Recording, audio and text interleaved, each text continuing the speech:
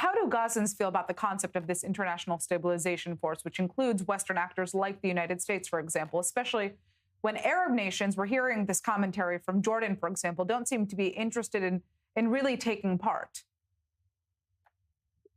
Let's start with where the public is.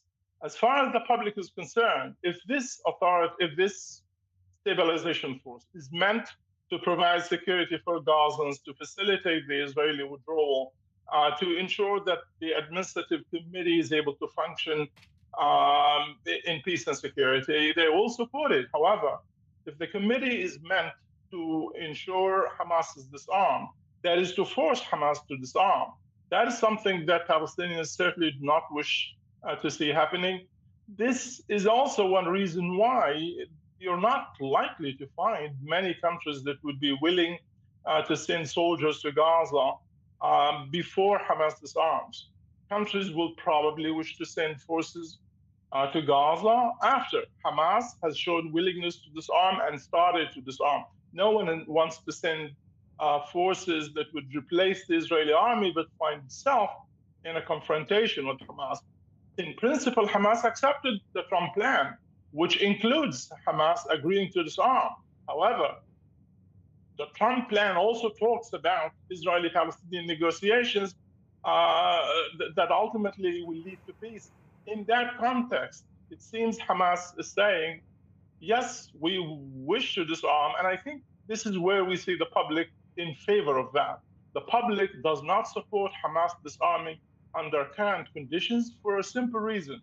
It believes Israel has no intention of ending the war, that it wants to come back, and if Hamas is disarmed in the meanwhile, this could facilitate Israel pushing Gazans out of Gaza.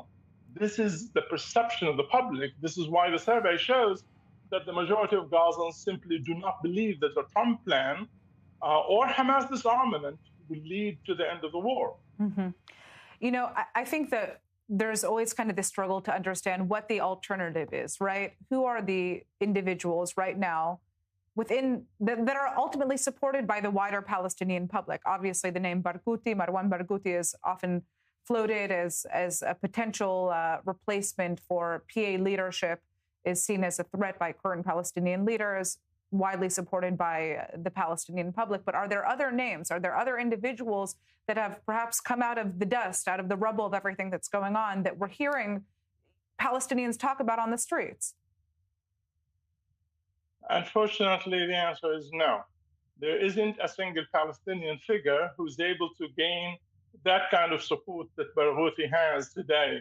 Barghouti has support from a large percentage, perhaps 2/3 of the Palestinians support him. And he has support both in the West Bank and in Gaza from various factions. And that includes some supporters of Hamas. So Barghouti seems to be a person of consensus in the eyes of the public. He's seen like the Mandela figure.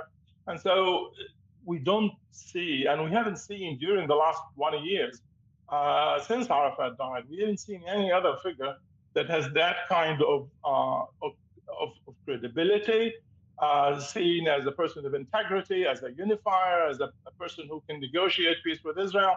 We've not seen anyone who had that kind of public support as Barghouti does today. All right. Well, I'd like to thank you so much for joining us. We always follow the polls that come out of your organization. It's very interesting insight into what is being discussed on the ground. Obviously, you know, my next question for you next time, unfortunately, we've run out of time, is how you actually get people to participate in these polls in the first place. That's for next time. Khalil, thank you so much for joining us. Thank you.